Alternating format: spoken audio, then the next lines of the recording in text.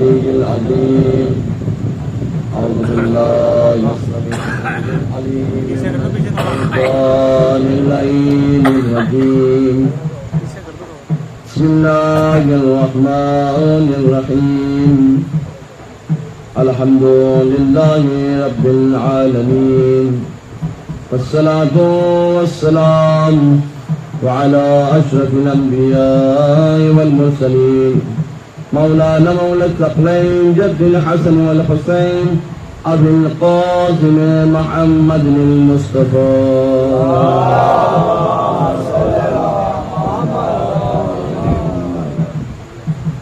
وعلى آله الطيبين الطاهرين المعصومين المظلومين ولعنة الله على أعدائهم أجمعين من يومنا إلى قيام يوم الدين أما بعد فقد قال الله تعالى في كتابه الحكيم وقوله الحق وهو أصدق الصادقين بسم الله الرحمن الرحيم إن الدين عند الله الإسلام صلى الله عليه محمد وعلى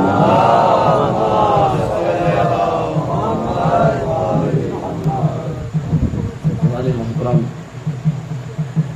شکر معبود ہے اس رب حقیقی کا کہ اس نے ہمیں پھر سے یہ سعادت نصیب فرمائی کہ ہم اور آپ فرش ادا پر موجود ہیں. رات کے 12 بج رہے ہیں. آج دن پر آپ نے ماتم کیا مجلس کی. اب ظاہر سی بات ہے اس وقت آپ کا جمع ہونا بتا رہا ہے کہ واقعاً آپ کے دل میں محبت اہل بیت پائی جاتی ہے جس کا اظہار آپ اپنی موجودگی سے کر رہے ہیں. اور جب آ گئے ہیں تو اپنی زبان سے بھی کریے صلوات محمد علیہ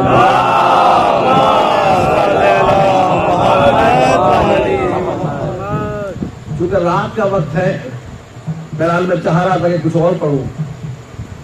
اب یہ وقت جو ہے خصوصاً علماء فرماتے ہیں کہ یہ رات کا وقت مخصوص ہے وقت کے امام سے.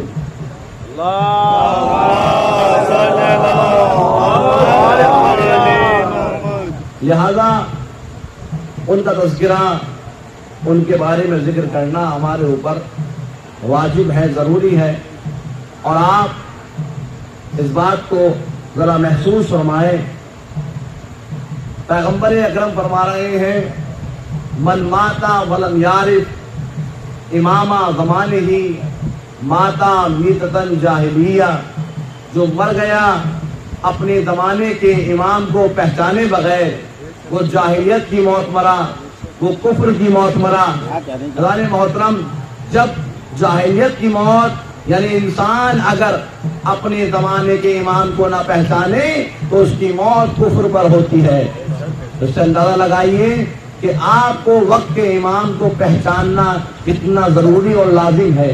اور جب ہم امام کی شناخت کرنے چلتے ہیں, ان کی معرفت پیدا کرتے ہیں, تو سب سے ضروری یہ ہوتا ہے کہ ہم یہ جانیں کہ امام کا نام کیا ہے, ان کے والد کا نام کیا ہے, ان کی والدہ کا نام کیا ہے, امام کہاں پر پیدا ہوئے اور پھر کہاں پر امام کا ظہور ہوگا.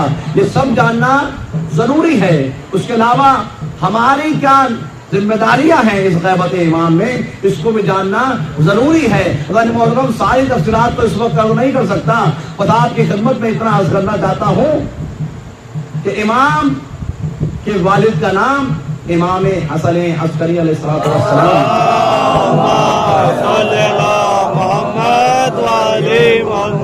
جو ہمارے اور آپ کے 11ویں امام ہیں.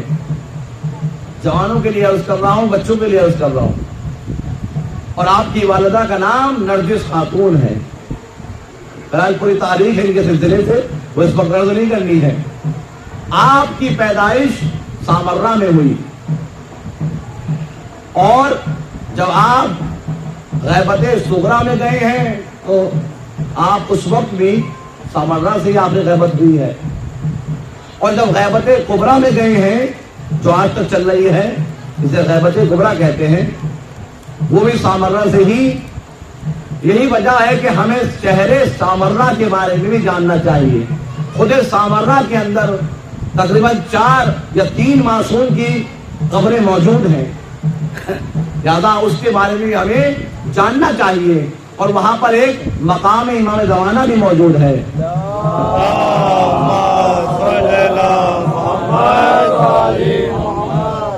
محترم اپنے وقت کے امام کو پہچاننا بہت ضروری ہے۔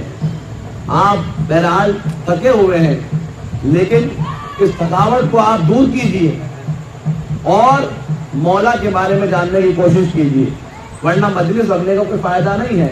تھکے ہوئے سب ہیں، ہم بھی تھکے ہوئے ہیں، آپ کے ساتھ ساتھ تھکے ہیں، آپ کے بعد نہیں، آپ کے ساتھ تھکے۔ صلوات پر محمد وآل محمد پر۔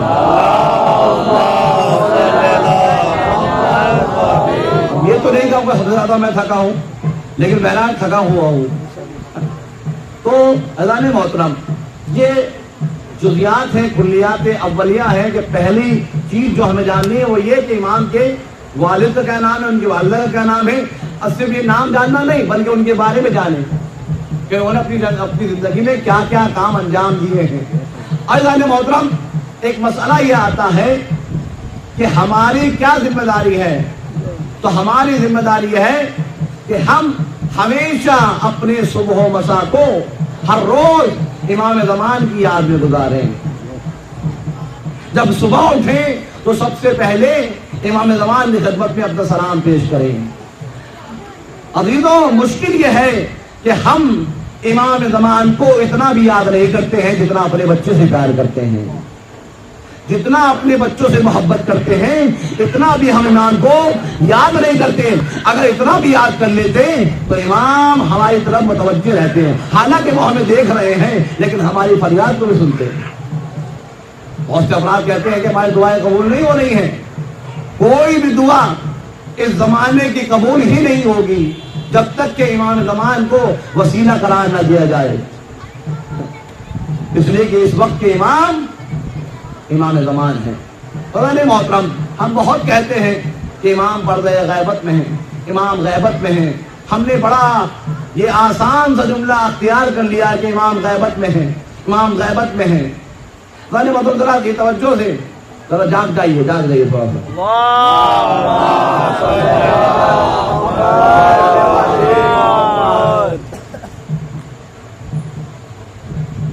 یہ مقولہ ہم نے استعمال کر لیا کہ امام غیبت میں ہے۔ مثال کے طور پر اگر یہاں پر ایک پردہ لگا ہوا ہو، جیسے وہ پردہ لگا ہوا ہے، اگر ادھر والا کوئی شخص ایسا ہو جو ادھر بیٹھنے والوں کو دیکھ لے اور جو ادھر بیٹھا ہوا ہے وہ ادھر والوں کو نہ دیکھ پائے، تو اس کا مطلب یہ ہے کہ جو دیکھ رہا ہے وہ غیبت میں نہیں ہے۔ غیبت میں وہ ہے کہ جو دیکھ نہیں پا رہا ہے۔ اس کا مطلب یہ ہے کہ غیبت حقیقت میں امام کو نہیں ہوئی ہے، غیبت میں ہم ہیں۔ ہم امام کو کیوں نہیں دیکھ پا رہے ہیں؟ اس لیے کہ ہماری نظروں پر کبھی غیبت کا پردہ پڑا ہوا ہے، کبھی جھوٹ کا پردہ پڑا ہوا ہے، کبھی گناہوں کا پردہ پڑا ہوا ہے، لہذا ہم اپنے امام کو دیکھنے سے محروم ہیں۔ جبکہ روایات بتاتی ہیں کہ جب امام کا ظہور ہوگا تو جب جو کوئی بھی امام کو دیکھے گا تو کہتا ہوا نظر آئے گا، ہم نے امام کو مجلس میں دیکھا تھا، ہم نے امام کو جلوس میں دیکھا تھا، ہم نے امام کو زیارت پر دیکھا تھا، ہم نے امام کو کعبے میں دیکھا تھا۔ یہ اس بات کی دلیل ہے کہ امام ہمارے درمیان میں موجود ہے، لیکن ہم امام کو دیکھتے تو ہیں، پہچانتے نہیں ہیں۔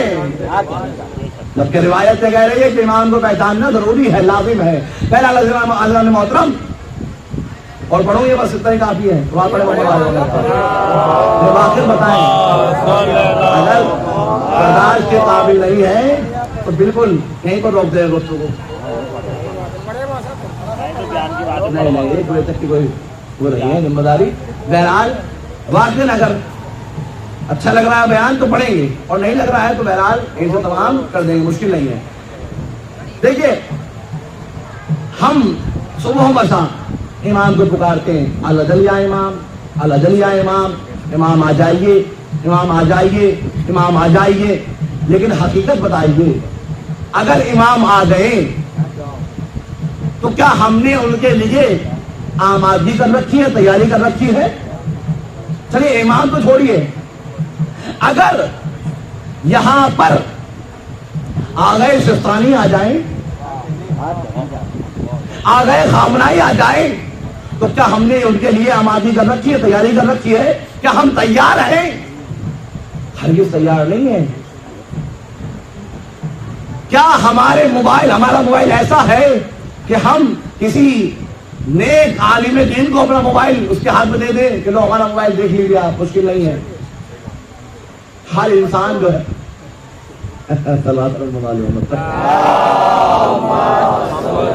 بہرحال اس باتوں کو محسوس کیجیے.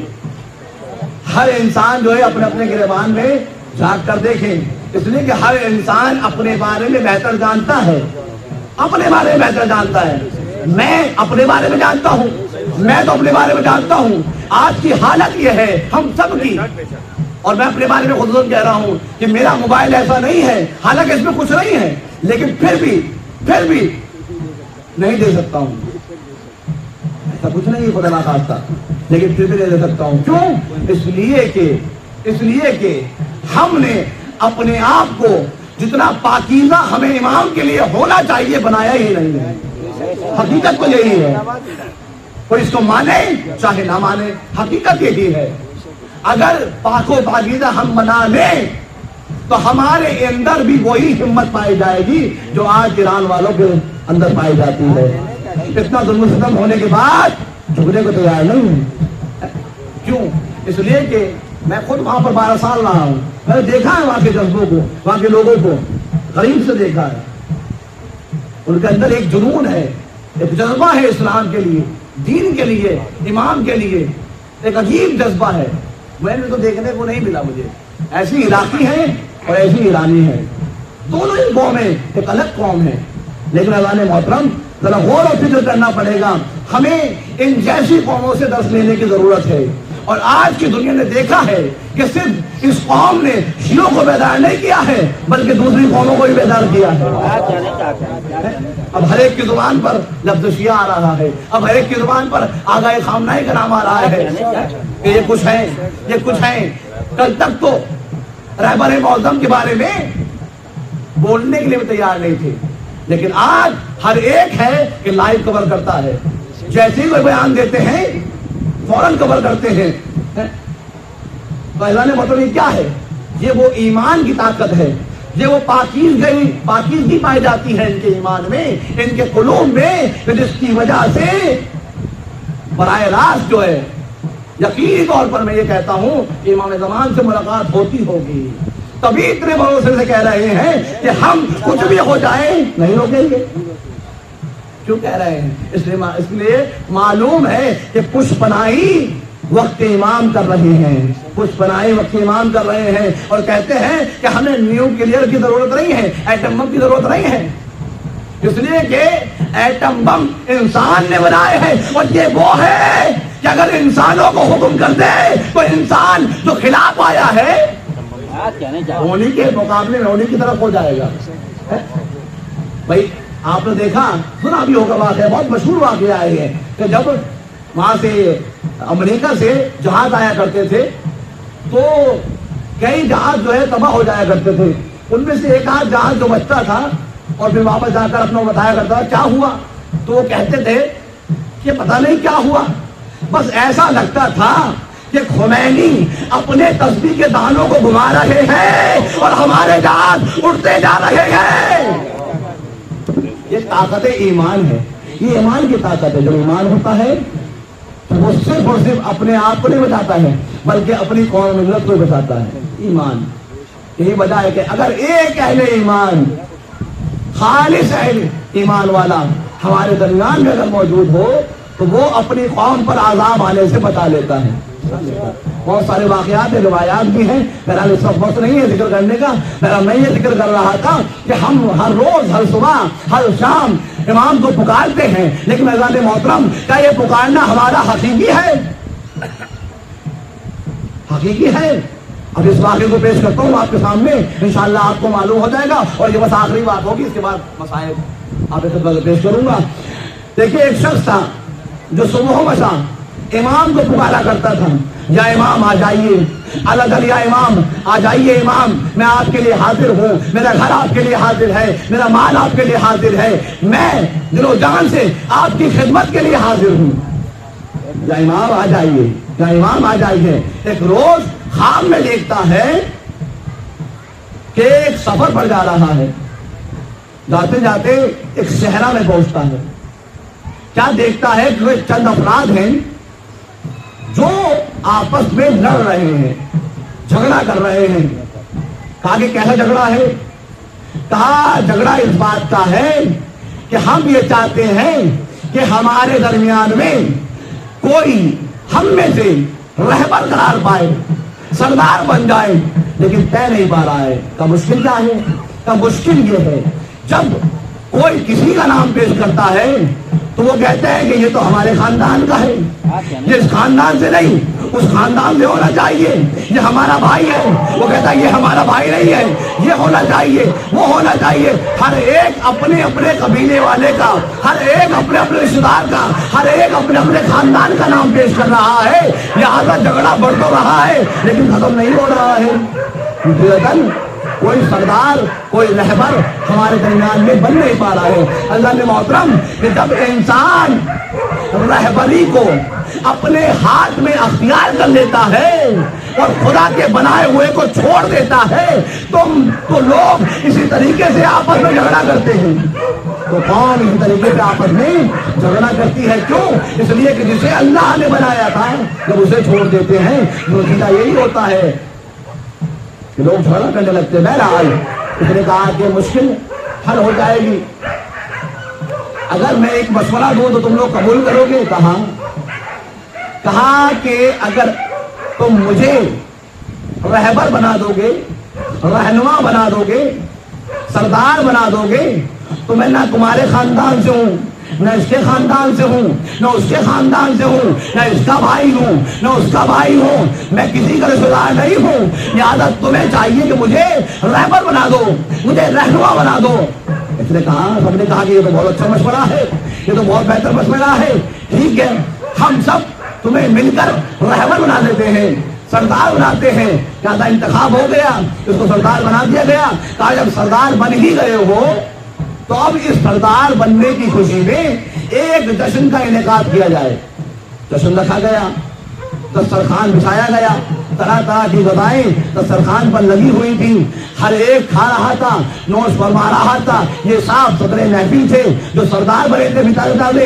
ایک مرتبہ یہ کھانے میں مصروف تھے، کسی نے آواز دیا کر کہ امام زمان کا ظہور ہو چکا ہے۔ صلوات پڑھیں محمد والے محمد پر۔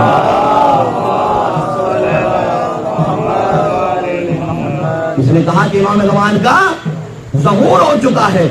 ایک مرتبہ جیسے ہی یہ سنا ہے، سب سارے کے سارے افراد کھانا چھوڑ کر اس آواز کی طرف بھاگے جہاں سے یہ آواز آ رہی تھی کہ امام کا ظہور ہو چکا ہے۔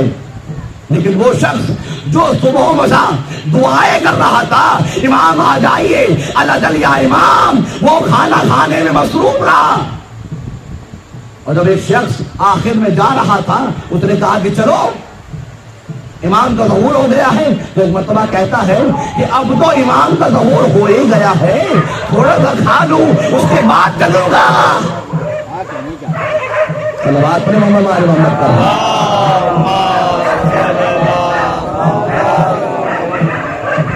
یعنی اس کا مطلب یہ ہے کبھی کبھی انسان کھانے کی وجہ سے بھی اپنے امام سے دور ہو جاتا ہے۔ بہت بری چیز ہے اس حوالے سے کہ اگر اپنے امام سے دور کر رہی ہے تو بری چیز، ہر وہ چیز بری ہے کہ جو انسان کو اپنے وقت کے امام سے دور کر دے، ہر وہ چیز بری ہے جو اپنے وقت کے امام سے انسان کو دور کر دے۔ ہاں عزیزو، یہی کربلا میں بھی ہوا، لہٰذا ہمیں چاہیے کہ اپنے وقت امام کو حقیقی طور پر یاد کرنے کی کوشش کریں۔ یہی کربلا میں ہوا، بہت سارے ایسے افراد تھے جو کربلا تک امام کے ساتھ آئے ہیں، لیکن جب کربلا پہنچ گئے ہیں اور امام نے بتا دیا کہ کل قتل کا سزے گی، جب امام نے بتا دیا کہ میں کربلا میں جا رہا ہوں تو جو میرے ساتھ جائے گا وہ قتل ہوگا، تو کسی نے کہا، اس وقت میرے ذہن میں نام نہیں ہے ان کا، تو کہتے ہیں کہ مولا میں آپ کی خدمت میں حاضر ہو جاؤں گا بہت جلدی ہی، لیکن میرے بیوی اور بچے ہیں، کیونکہ آپ کہہ رہے ہیں کہ جو میرے ساتھ جائے گا وہ شہید ہو جائے گا، وہ مارا جائے گا، قتل ہو جائے گا، لہٰذا میں اپنے بیوی بچوں کے لیے انتظام کر آ جاؤں۔ یعنی اللہ پر بھروسہ نہیں ہے، اپنے آپ پر بھروسہ ہے۔ اور جب وہ جا رہے تھے، لعنت ہو ایسے کتے پر، صلوات پڑھو ہمارے محمد پر۔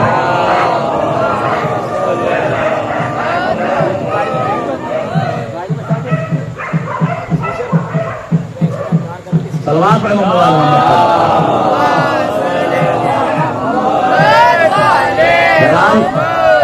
امام کو چھوڑ کر چلے گئے۔ امام نے جاتے وقت یہ بھی کہا کہ جا تو رہے ہو، ایسا نہ ہو کہ آنے میں دیری ہو جائے۔ امام نے اشارتاً بتا بھی دیا، اس کے بعد بھی امام کی بات پر توجہ نہ کر امام کو چھوڑ کر چلے گئے، چھوڑ کر چلے گئے۔ لیکن ہمارے محترم وہ اصحاب وفا کہ جو امام کے ساتھ تھے، ان کو امام کہہ رہے تھے کہ تم چلے جاؤ، لیکن کوئی جانے کو تیار نہیں تھا۔ ہاں جان محترم، کیا کمال ہے اصحاب امام حسین کا، کہ جن کی مثال ممکن نہیں ہے پوری دنیا میں۔ ہاں ان اصحاب وفا میں سے ایک اصحاب کا، ایک ناصر کا نام عباس ہے، جن کے مصائب آج آپ نے پورے دن سماعت فرمائے ہیں۔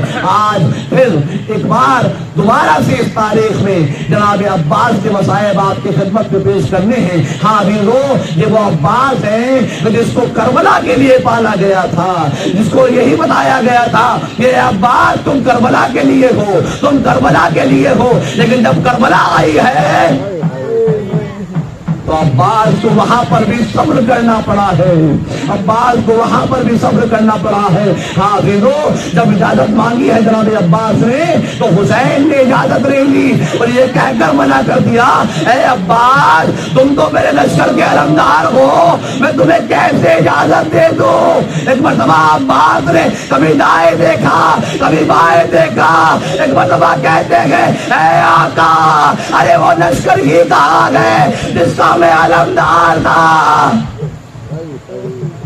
جب خیام سے الجس کی صدائیں بلند ہوئی، ہائے پیار، ہائے پیار، ہائے پیار۔ ایک مرتبہ جناب عباس کہتے ہیں اے آقا ارے بچوں کے لیے سبیل کے لیے اجازت دے دیجیے۔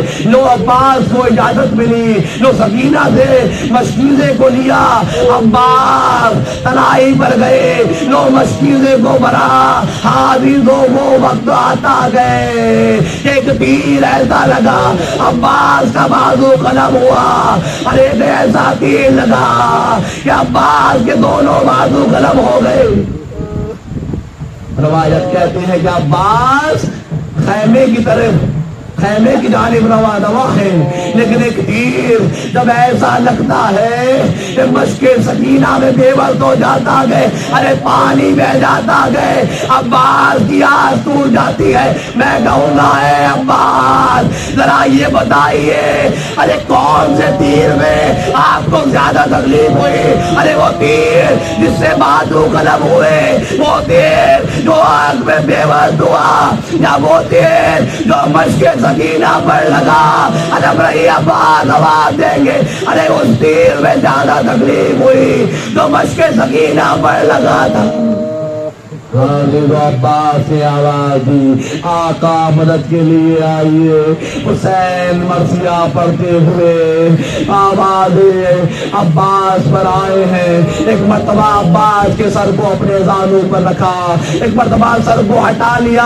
آقا میں آپ کا غلام ہوں، آقا کے زانوں پر غلاموں کا سر اچھا نہیں لگتا۔ ایک مرتبہ حسین کہتے ہیں اے عباس کوئی آخری خواہش، آخری خواہش ہے۔ ایک مرتبہ عباس کہتے ہیں اے آقا جب اس دنیا میں آیا تھا تو آپ کی چہرے کی زیارت کی تھی، جب اس دنیا سے جا رہا ہوں تو آپ کے چہرے کی زیارت کرنا چاہتا ہوں۔ ارے عباس نے حسین کے چہرے کی زیارت کی، ادھر حسین نے بھی خواہش ظاہر کی اے عباس ہماری بھی ایک خواہش ہے، ہماری بھی ایک خواہش ہے کہ کیا خواہش ہے؟ ارے تم نے مجھے ہمیشہ آقا کہا، کبھی بھائی نہیں کہا، ارے ایک بار بھائی کہہ کر بلا دو۔ عباس نے بھائی کہا، مقتل کہتا ہے جیسے کہ بھائی کہا، روک پھنسے انظری سے جنت الفردوس کو پرواز کر گئی۔ نو حسین نے وصیت پر عمل کیا، عباس کا لاشا مقتل میں رہ گیا۔ ارے عجب نہیں عباس آواز، ارے میرا آقا صبح سے لاشیں اٹھا اٹھا کر تھک گیا گئے، ارے جوان کا لاش آ گئے، کیسے میرے آقا سے اٹھے گا؟ ادھر سکینہ سے بھی میں نے وعدہ کیا تھا کہ اے سکینہ تیرے لیے پانی لے کر آؤں گا، لیکن مشکینہ بہ چکا گئے، پانی بہ چکا گئے، میری آس ٹوٹ چکی ہے۔ حافظ ہو وہ وقت آیا کہ حسین علیہ ہم لے کر چلے، درے خیمہ پر سکینہ ہیں، بچے ہیں، پیاسے بچے جو اللہ تش کی صدائیں بلند کر رہے ہیں، سکینہ تسلی دے رہی ہے، تشفی دے رہی ہے۔ ارے میرا صدا صادق الوعد ہے، وہ جو وعدہ کرتا ہے نبھاتا ہے۔ اے بچوں تم پیاسے نہ رہو گے، ابھی پانی آ جائے گا۔